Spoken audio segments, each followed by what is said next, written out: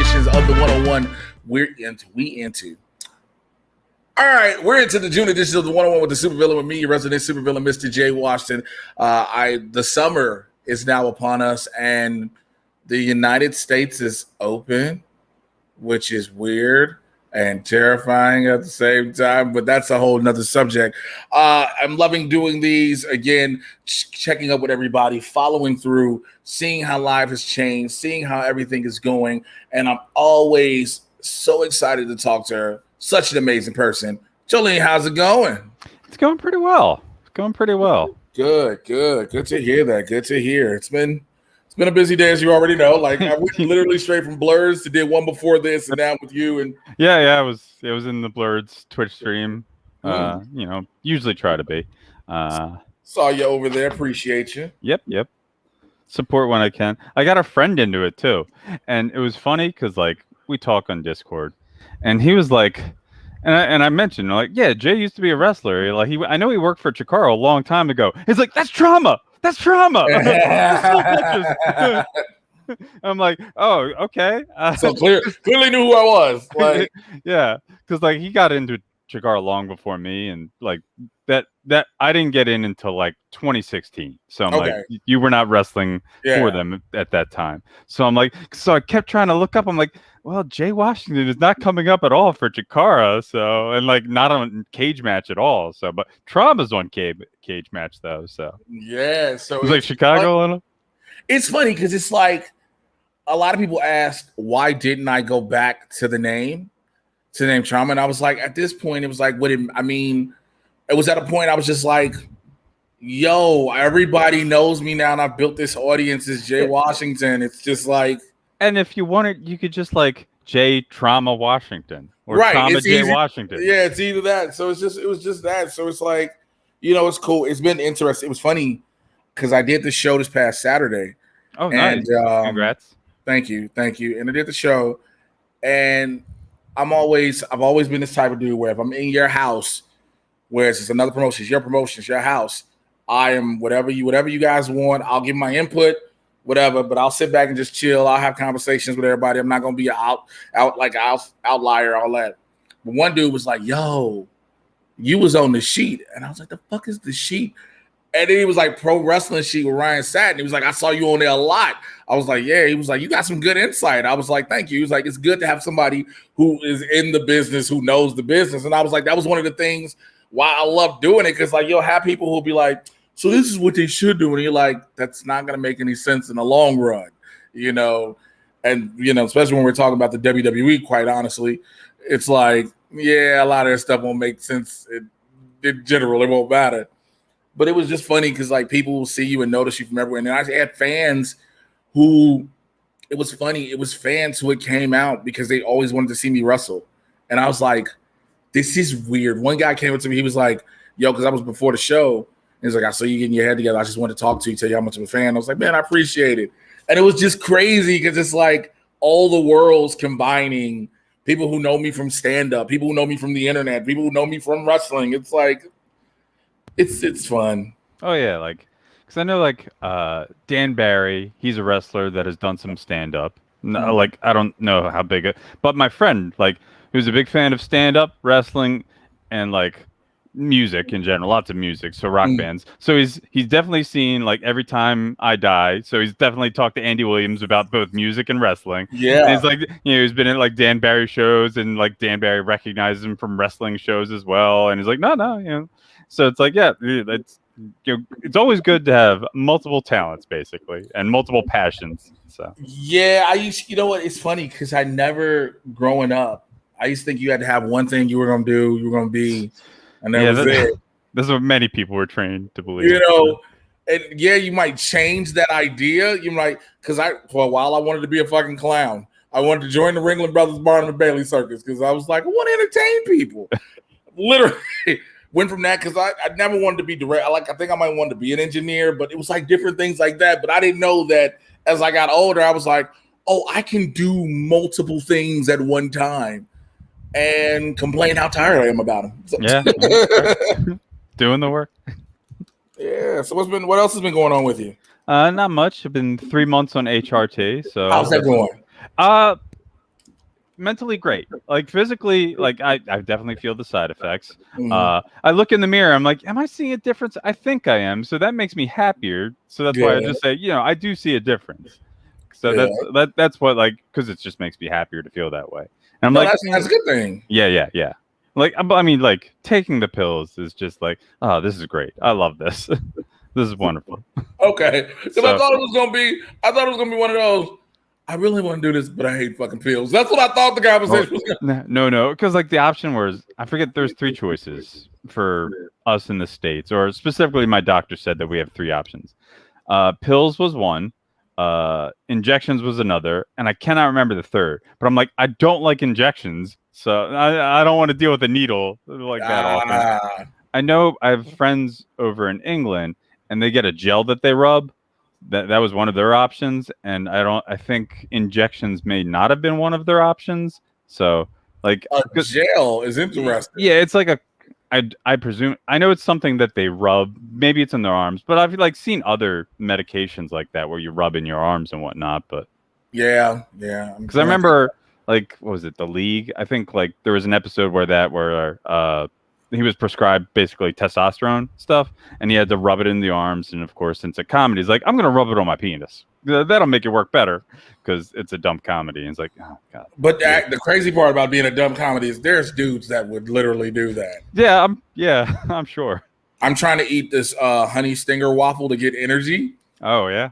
So I'm hoping it works. I've had them, I've tried it, and I guess like I'm not as exhausted as I was, but so luckily it's like a honeycomb thing. Okay, yeah, that's good. I was like, waffle. I'm like, yeah, that's much thinner than most waffles I'm used to. So, but I thought about buying a waffle maker, and I was like, I ain't got no room. Yeah, like it's one of those things. Like, it'd be nice to have, but how often are you going to use it? Right? Like you only want to have a waffle iron because you had a moment for it. A moment you wanted waffles. Like, how often do you just sit there like, I'm gonna just make waffles? You're not honestly doing that. Yeah, my mom says we have one somewhere. It was a wedding gift. I don't know where it is. I'm like, hell if we know that. That means it's an older waffle iron just sitting around somewhere, just like, hey. Yep. Yeah. But that's good. It's good to hear that you are happy with the process you're going through. You're feeling great about it. Yeah. Side effects are one thing, but you knew all this. Things you knew and expected. But you're feeling better and you're liking more what you see in the mirror. Yes.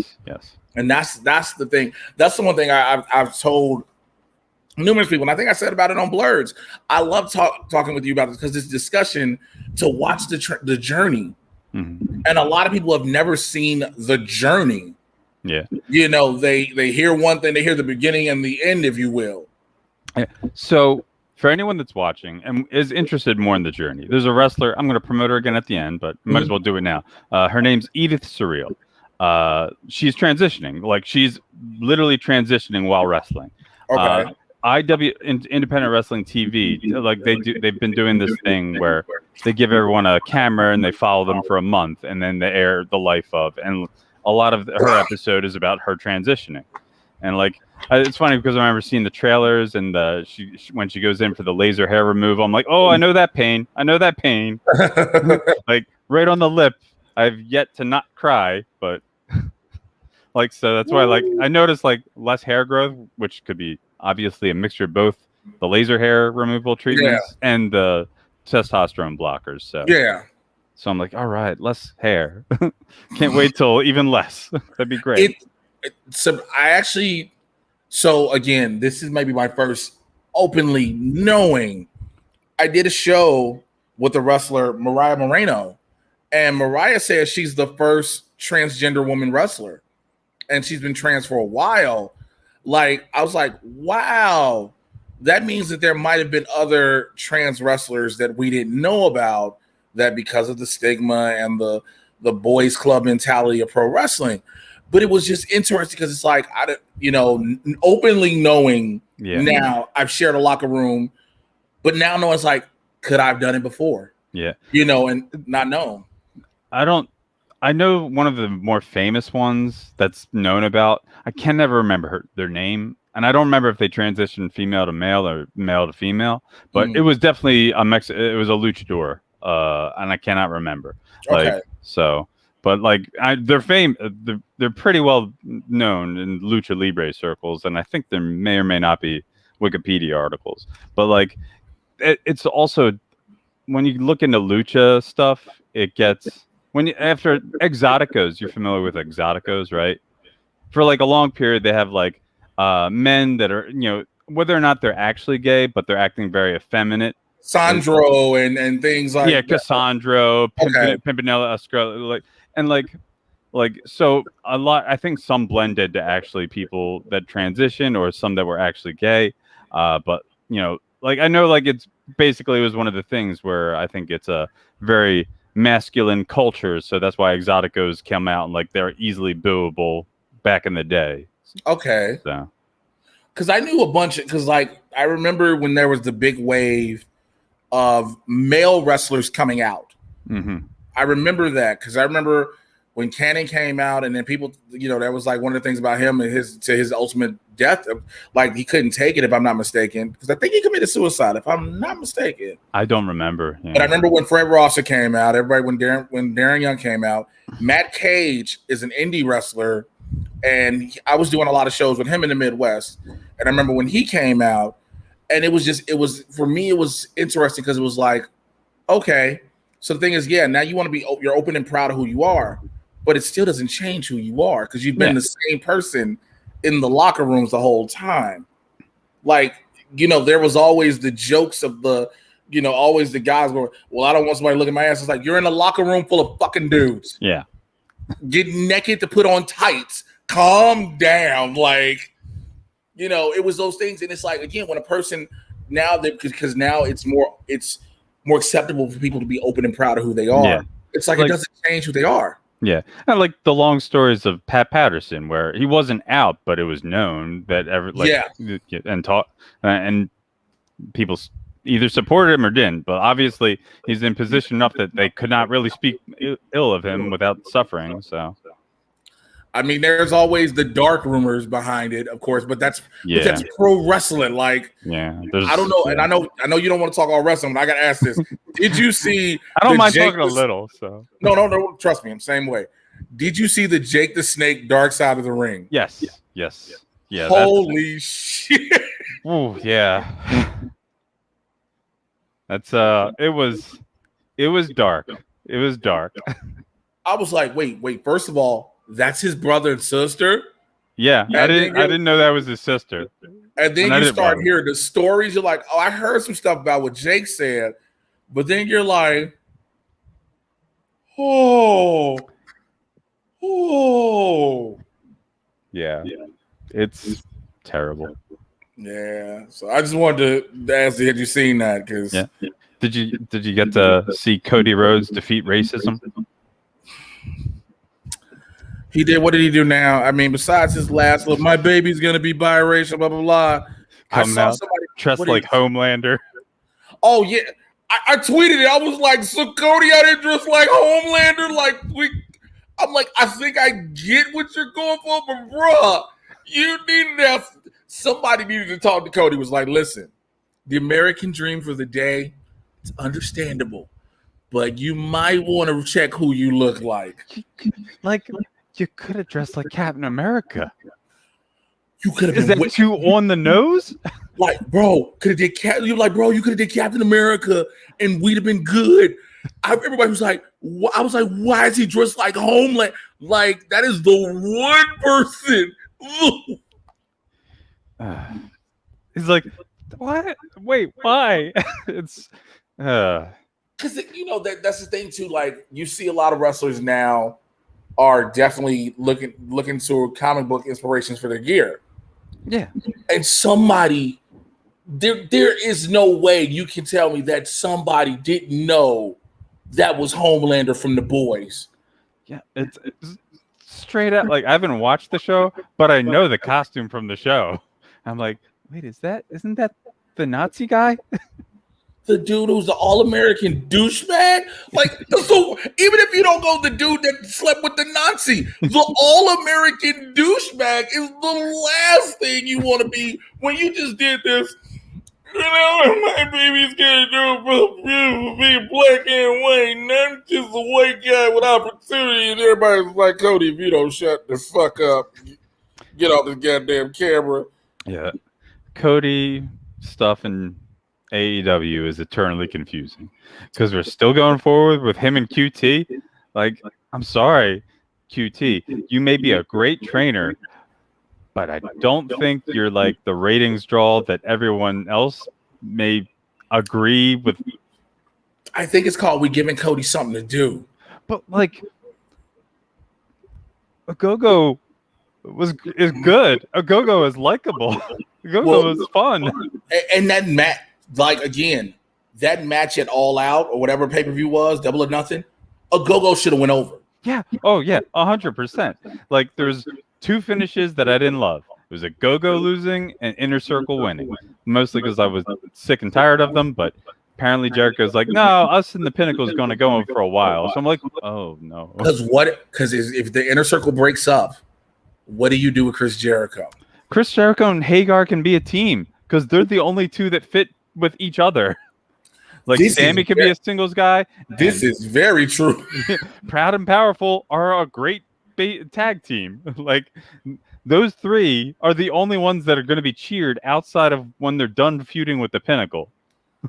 I still, to this moment, when they brought him in, brought Hager in. I was like, so why? Oh yeah, exactly. Like I remember talking to you about it. He's like, look, he's clearly friends with people in the back, and they think he might draw money, but I don't know how much. Because if it's not for the Inner Circle, Jake Hager doesn't matter. Yeah, like you could just replace Hagar with Wardlow. Wardlow is great. Like people love Wardlow. People like okay, I can live with Wardlow. Like MJF. You know what? I think I've heard from wrestlers that like he's a sweetheart backstage. I'm like, that's great, but I'm just annoyed with him publicly. But he's that traditional old school mentality heel. I'm gonna hate you no matter what. But you backstage, you're like, yo, Max is the nicest person ever. But also, I think they need to go ahead and then pull that trigger on him if they're gonna do it. Yeah, because I don't care for Kenny Omega's top champ. Yeah, that's where you and I differ. I love this Kenny because he's an '80s villain, and I love it. He is an '80s teen comedy villain, and it's just so much fun to watch. Okay, fair.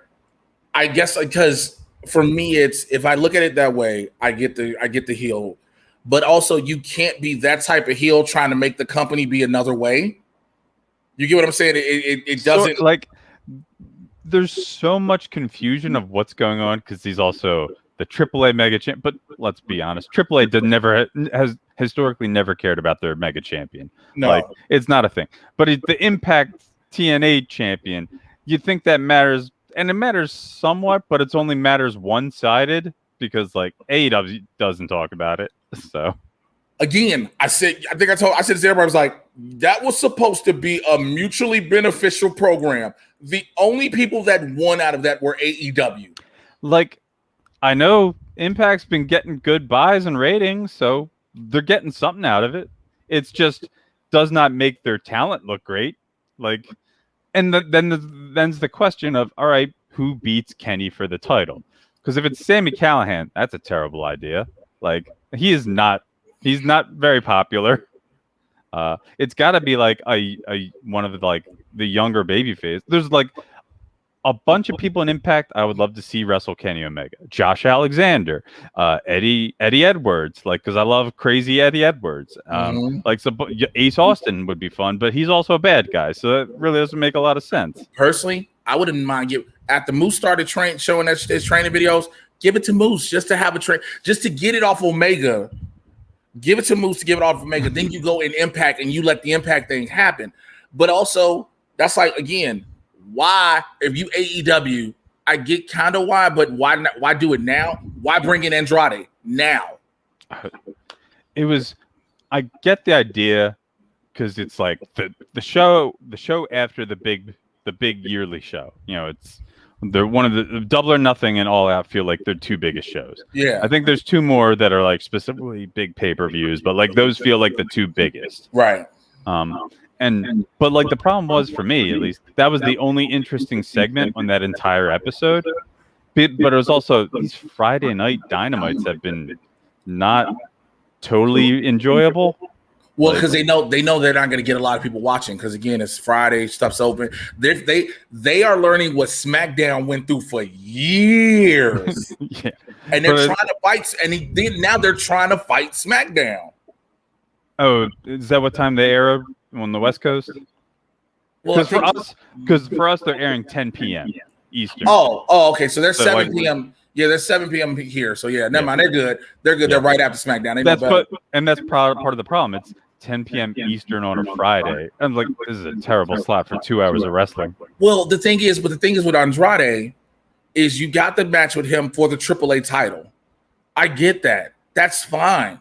And if you bring in Andrade, if you have Andrade signed, you paying him, but you don't use him till after that match happens. Yeah. You get what I'm saying? Oh, I understand. Like, Lucha's gonna Lucha, and then Impact or AEW made their own deal, and then you had Vicky Guerrero being his manager, which seems like an odd choice to me. But that seems like a very racist choice. Yeah.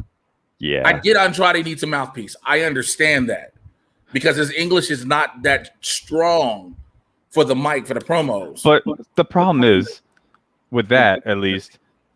They already had Alex Abrahantes translating and being a manager for Penta while Phoenix and Pac were out of the picture. And Alex was very fun to watch because he was getting real into it. Hey, it's called we're paying Vicky Guerrero. We got to do something with her. Yeah, well, they're definitely not doing much with her and Nyla, so.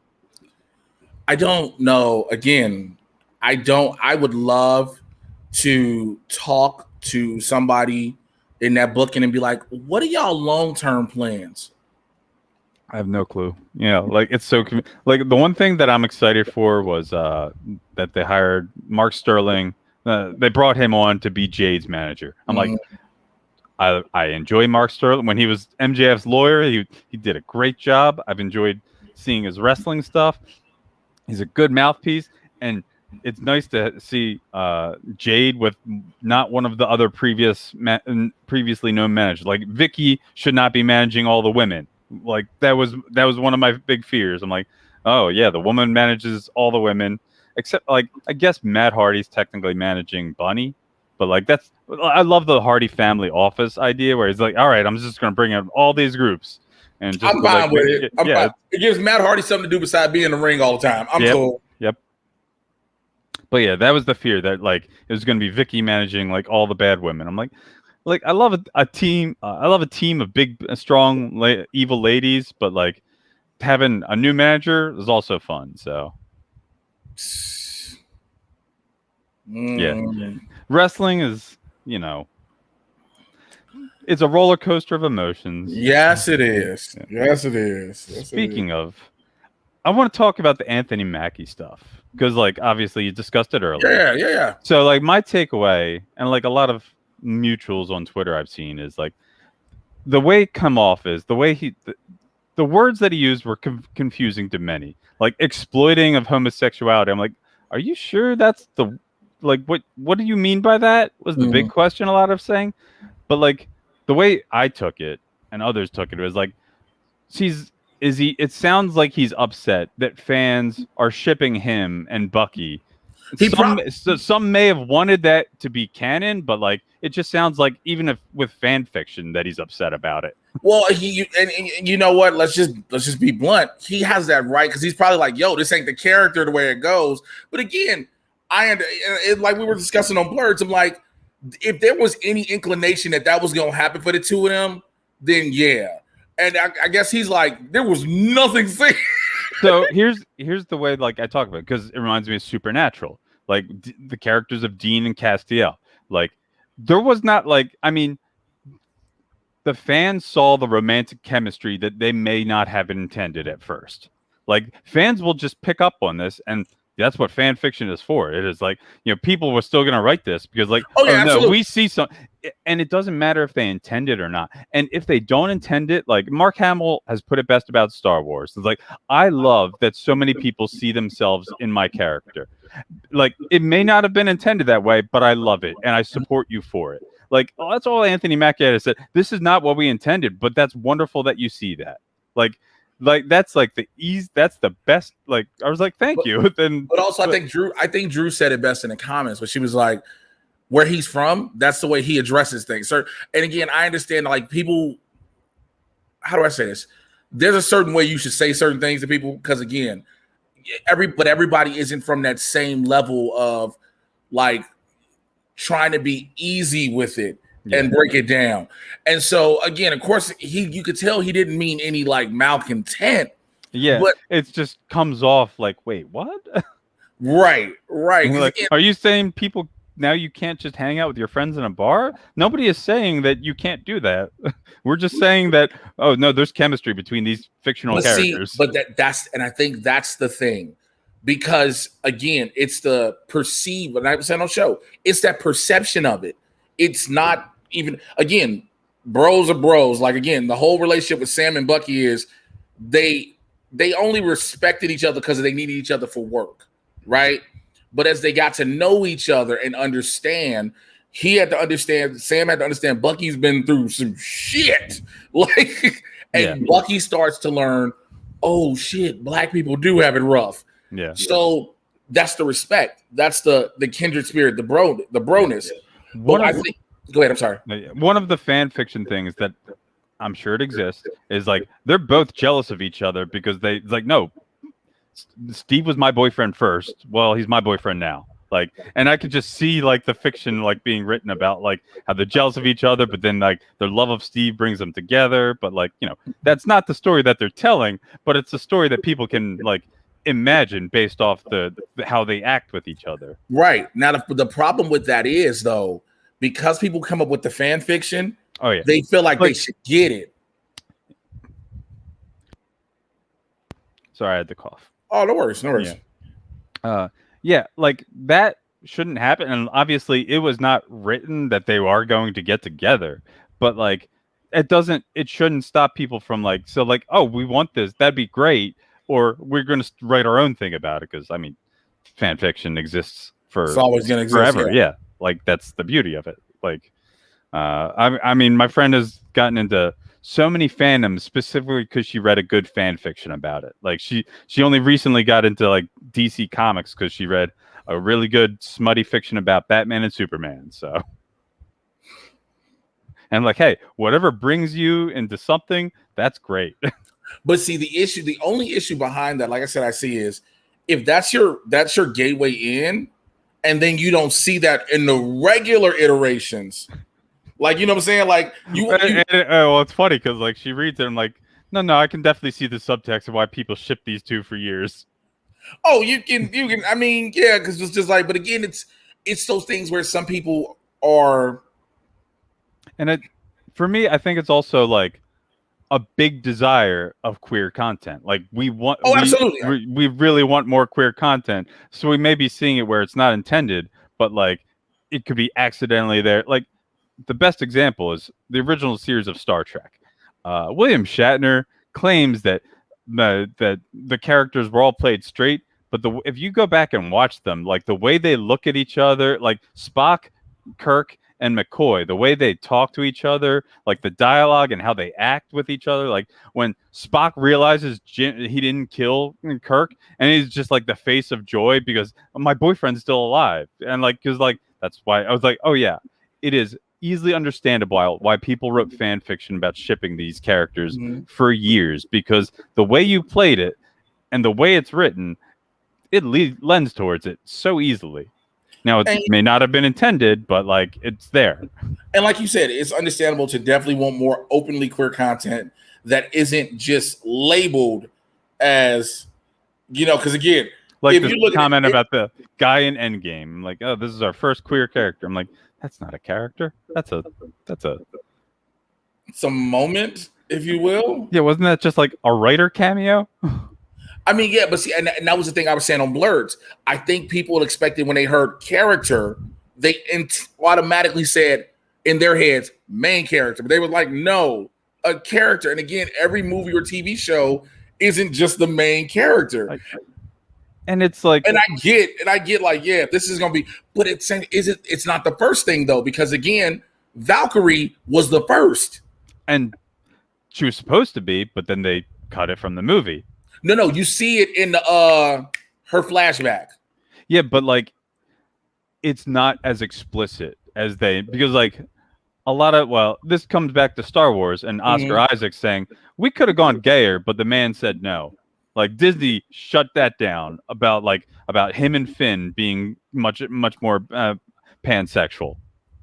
Well, my only issue with that was because this is my big issue with that. I just was like, are they just trying to throw them together? Because my biggest problem was, what the fuck are we doing with Finn? Because at first it looked like he in love with Rey, right? This is Rey. Then it looked like he in love with Rose. What?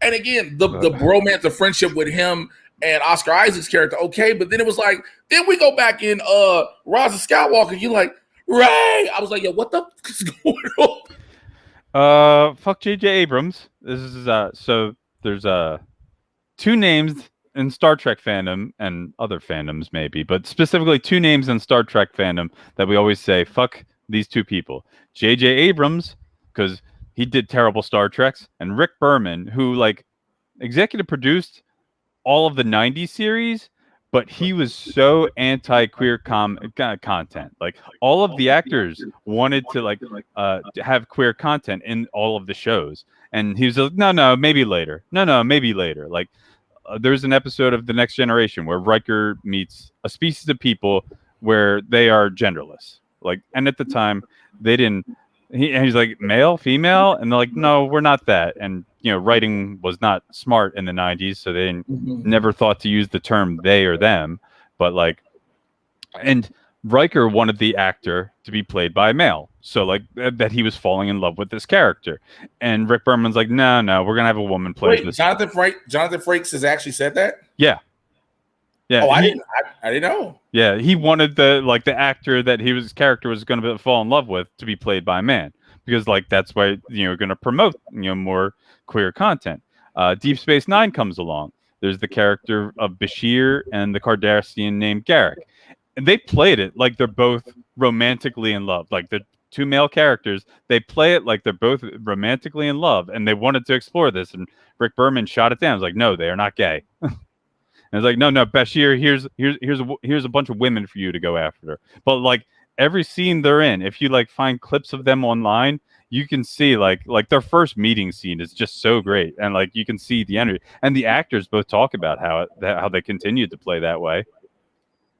Okay, I mean, again, I think my thing is always, especially with shows like Star Trek and Star Wars, the predication is aliens from universes and galaxies. Like it can be whatever, you know what I'm saying? It's like there doesn't have to be, we're not going to be blatant and bold and just say like, yo, you're just going to have male and female. Again, the galaxy is this array of them, just this playground for your imagination, so you can do whatever you want. Totally, you know you're doing space, you're doing stuff of races that don't really fucking exist. Like, so that in those regards, I get it. I completely get it. I'm like, yo, you can have been done that. Yeah. The other reason, and like, there's another reason I finished the Star Trek Enterprise. It was like their last show for like, it was the last Star Trek show for a long time. Okay. The last episode, and even like the cast of the series hates the last episode so much because it's a Next Generation episode. Like the main crux of that, and Next Gen has been off for like a couple years, and basically it's Riker is going in, he's just in a holodeck simulation of a mission that the Enterprise went on, and like it's just so insulting to that entire cast and crew. That was the final episode. Wow. Yeah, Rick Berman wrote that episode, and he still defends it. Yeah, like the main actress, I think it's JoLene Black. She's like, it's an insult. it's just like it's an abomination. Like and like they kill off one of the characters, and so it's the last episode takes place five years after the previous episode. Like where like well even long because it's a simulation that takes place 5 years after the last one. They kill a character off for no real reason. Like it was like he's gotten out of worse situations, and they just killed him for this. It was and like it's about like the main character, the captain of the ship, Captain Archer was about to give like the big speech because like the United Federation of Planets is finally formed, and they end the episode right before he's about to give the speech, so he doesn't give like the planets uniting together speech, and it just ends with Riker like ending the holodeck simulation because this episode takes place in the middle of a different Next Generation episode. It's like, all right, I got to go tell the captain about this thing I know about. Oh, so okay. I was thinking that he just rewrote an Enterprise episode to make it like a Next Generation. The episode. Oh no! Yeah. Riker, Troy, and you can hear Data's voice at one point. All Riker and Troy are both like visually in the episode. Like they're having lots of conversations, and like at one point you can hear Brent Spiner pipe in, summoning Riker. But like they are in the like Riker puts himself in the holodeck situation as various characters. Like he's always playing the chef, where like all the people would talk to the chef, and the chef had never been seen in Enterprise. That was like one of the running gags.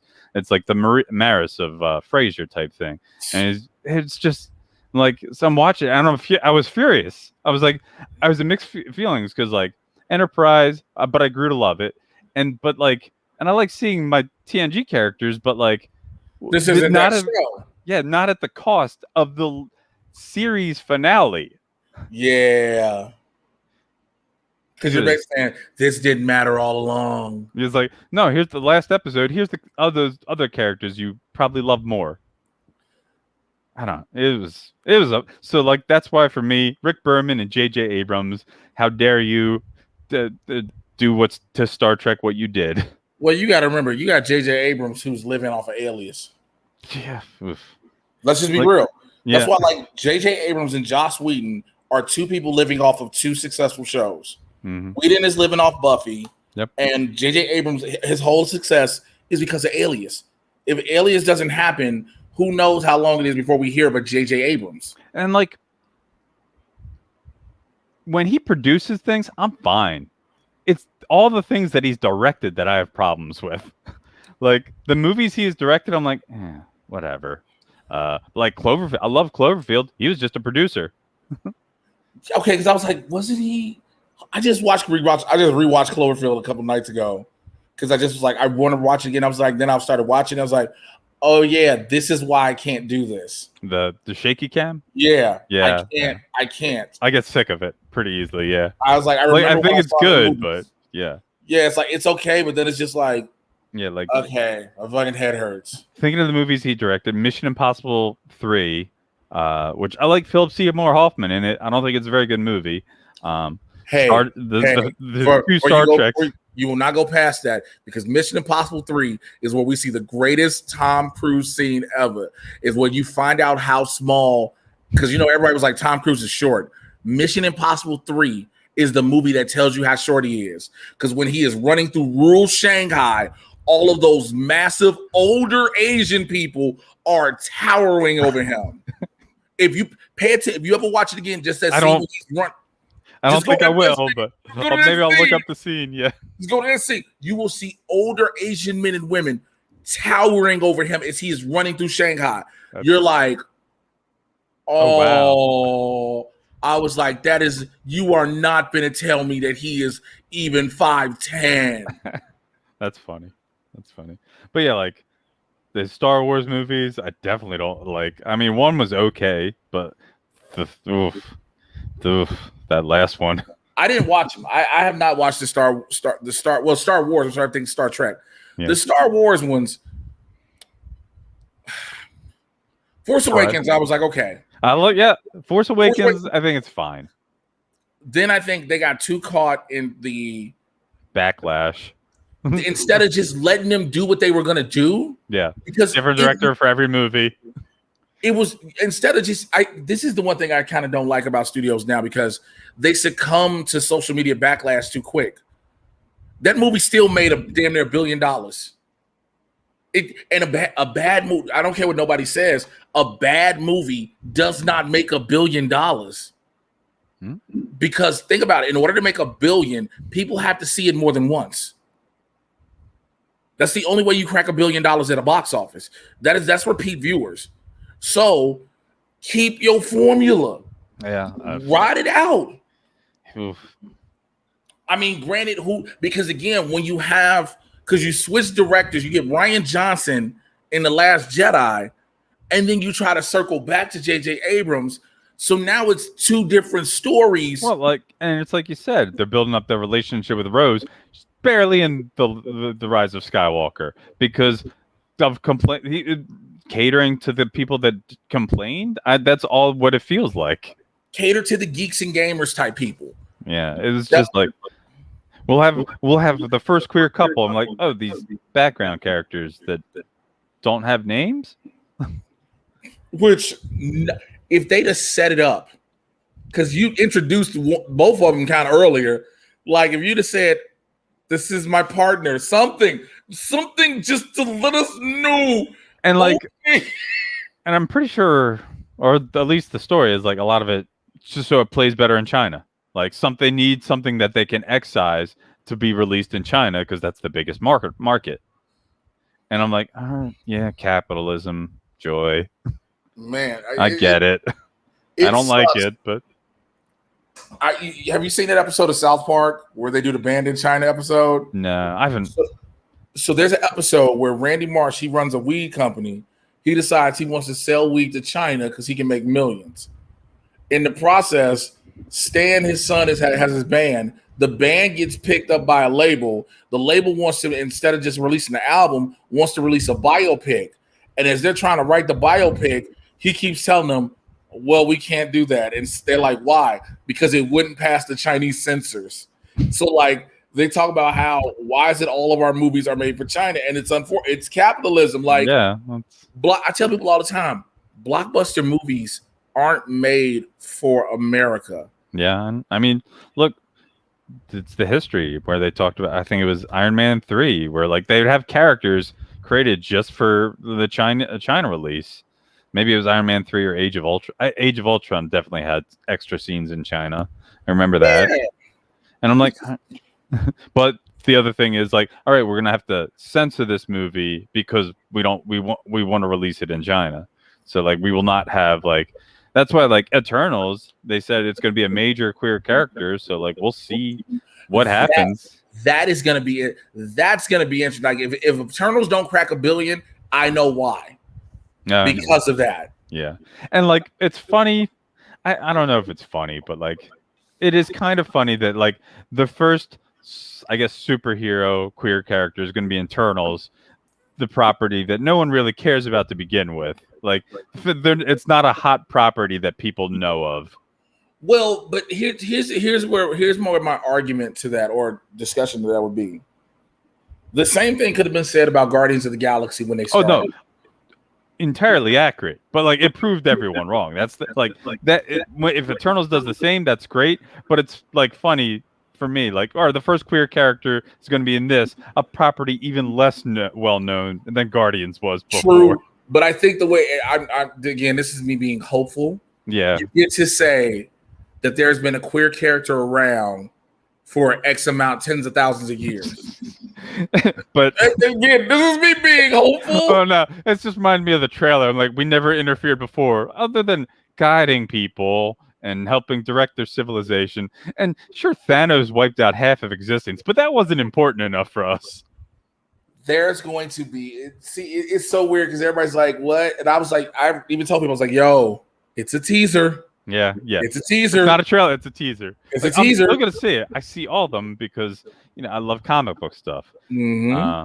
So actually, before I ask about Loki, I don't really have any deep things about Loki because there's only been 2 episodes so far. I think it's interesting. I hope what they set up in the first episode is just like a bunch of lies, because I hate just the one sacred timeline idea, because it just means there's They show it. Well, no, there's the one timeline, but again, the thing is, the multiverse exists through the timeline. Yeah, they're unclear about that. Like, it's not like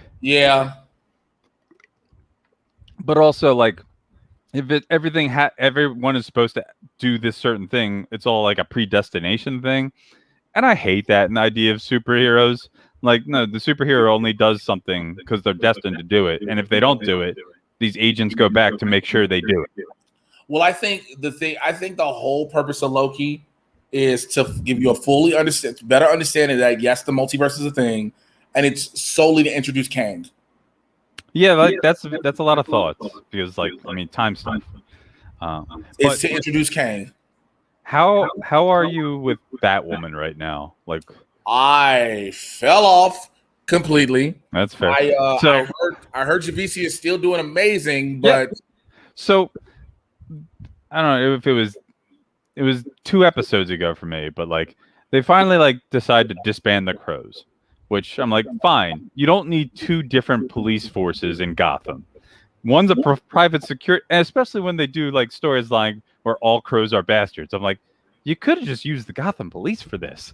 There's already a depth of history of corruption in Gotham police. What this was an edict from the top of CW that when they were writing these shows during the off season last year, when everything was going on, every show was told you have to address this somehow, some way. You got to address police brutality, something. Again, the Crows should have never been a thing. Yeah, that's what, like, I do not mind them addressing that, but like, and even when they say you're just a private security firm, and then how are they allowed to arrest people? That was the one thing I was like, you don't have the power to arrest me. Technically, you're false imprisonment and detaining me against my will. It makes no sense, especially like when one person, Jacob Kane, is like, yeah, no, I'm shutting it down. I'm the one that funds it all. I'm like, wait, what? This makes no sense. Look, the number one thing they lost me on was when they decided to bring Kate Kane back. And I was like, I understood what Carolyn Drees and all of was with the don't kill our gays. I was like, I get it.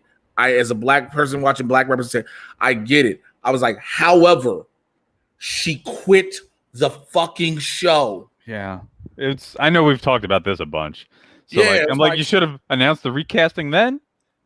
Or what? Either now. I'm enjoying the storyline with it. And like when they met, it was like a fun moment. But like I'm interested in where it goes because like the Black Mask stuff is trippy and what they're doing with her. And now you're bringing in, you got Luke Fox about to suit up as Batwing. Oh, is he? Okay. Like, because they had John Diggle up here. I'm like, oh, wow, a cameo, like a crossover. I'm like, he doesn't have a show anymore, so I guess it's easier for him. He's going to pop up in every show. Okay. That makes sense. But, like, use that ring that you found, buddy. Yeah, I would love to talk more about that, my whole Green Lantern knowledge, because I know things, and if you thought it was bad before, DC, it's about to get worse. Oh no, Legends is still a delight. I love that show still. So I haven't watched it this season. Again, it's just been crazy. Again, every time I started watching stuff, because I remember I got the season premiere early, and I'd watched it, and I was like, I was kind of hesitant on the season premiere. I was like, no, don't tell me Gary's been a fucking alien all the time. I said, no. It was one of those moments I'm like, all right, well, this show is pretty much comedy anyway, so. I was done. I was like, no, Gary's not been an alien this whole, because if that was an alien, why does it matter he lost a nipple? Like, no. And so. Like, comics. That's basically the answer. And the other one that confuses me that I love is Superman and Lois. It's so confusing, but I love it. Again, everybody kept telling me, wait until later till they finally address the whole crisis thing. Have they addressed it? No. Exactly. Because you need to explain to me. They did, sort of. Like, I don't have, like, they addressed crisis, sort of. The fact that now he has 2 kids, that's the shit you address. No, they never bother with that. So, but like, my biggest thing, I'm like, because like the antagonists for, I guess, first half, like they obviously they're like when it starts off like Captain Luthor, like, well, he's from an alternate Earth, so like, and he's seen flashbacks of where Superman was evil, but like my problem is like, and he like keeps saying like, you're gonna turn evil, and who's gonna be there to stop you? And I'm thinking, well, you got the Legends of Tomorrow, you got Supergirl, you got the Martian Manhunter, you got Batwoman, you got possibly another Batwoman eventually. Like there's a Green Lantern that nobody knows about. Like there's a lot of people, and like they never talk about like their cousin Kara, like Kara. I'm like, are they like legally related? Because I mean, they're biologically related, and like the other thing that drives me crazy is like, what's he gonna do when he finally meets other people like him? I'm like, he's been to New Kandor. That's where like Lois and he went to have their baby. They had the baby on another planet. Like it's it's a show written like it's in its own universe, even though the existence of it is based off the fact that it's a spin-off of a pre-existing show. That was my issue, and everybody was like, oh, you just gotta wait. I was like, no, you don't get it. The way they did the preamble of this show was that he was even in the whole Kingdom Come suit and all this shit, and him having 2 kids was normal. This is the Superman we just saw. Yeah, like the end of like Crisis was like twins. Right. He's like twins. We don't act like, oh, they just were growing up and he's just been like, no. Okay. So now you're telling me it's almost 10, 15 years later? No. Is it supposed to be a time jump? I have no clue. It's so confusing because like they had the thing where Martian Manhunter is like, hey, I'll restore your memories of pre-crisis, so maybe you have both memories now. I don't know, because they never fully explain it, because it's confusing. But like something they started and then they would like, this is an easy out to do this, but the easy out to do it didn't follow along with all the storyline plans they had. Yeah, like because I remember like there's a plot point in Flash last year where like, all right, Cisco's going to go around the world to figure out the differences between previous timeline and this new current timeline, and he comes back with a binder full of like trading cards of supervillains, which I love that idea. Doesn't want to be on the show for a couple of months, so he's gonna go. Yeah, but like it's like, all right, so I guess they don't have both memories anymore, but it's so like. And, I understand why it didn't, like, they were supposed to have the Batwoman crossover. The pandemic, understandably, shot that down, so they're not having a crossover, which, that's fair, but, like, it would have made it even more confusing, because it's so confusing, because you exist in a universe of other shows, but you act like you don't. Because now Batwoman has to realize there's a dude who flies. That would be...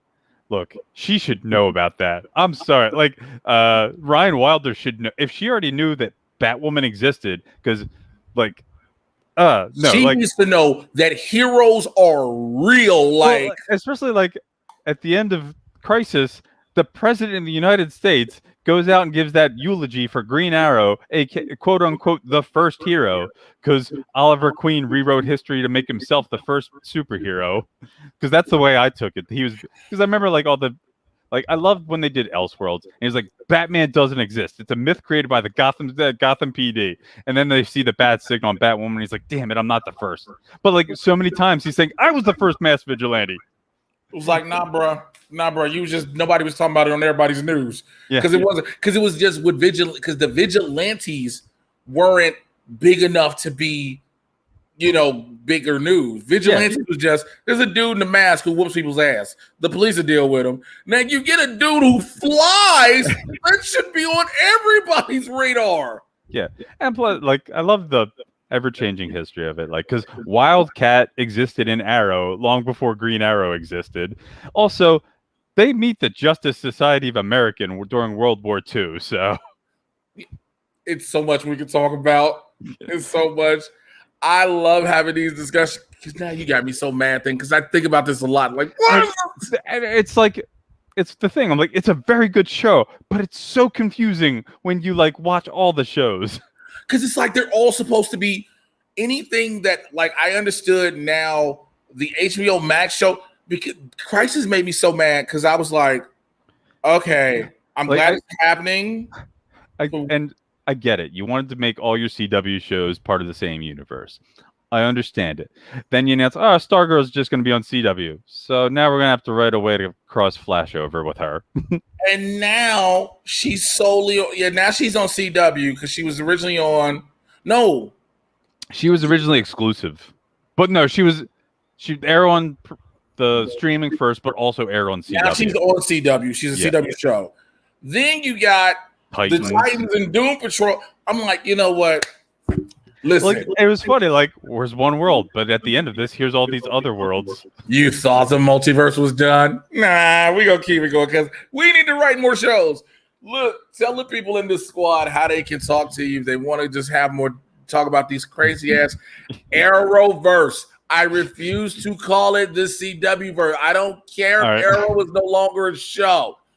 Or the alternate I like is the Berlanti verse. So I'll do Berlanti verse before I do CW verse. Because like I say that based off like the Tim verse is what I always used to call the DC animated universe, was the Tim verse for short, because Bruce Timm created all the shows. Yeah.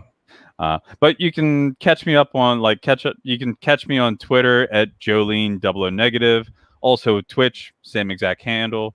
I stream games, mostly older, rarely any current thing. Mass Effect Legendary is the most current game I have, and that's just a remake of older games. So all right, as always, y'all know how to find me: Twitter, Instagram, Mr. J Washington. You're here. Thank you guys for taking this ride with me, man. Again, the summertime is here. Let's see how crazy and insane people stay throughout this opening up of the world now, because certain pockets of the country may mess it up for everybody again. We will see. We will, because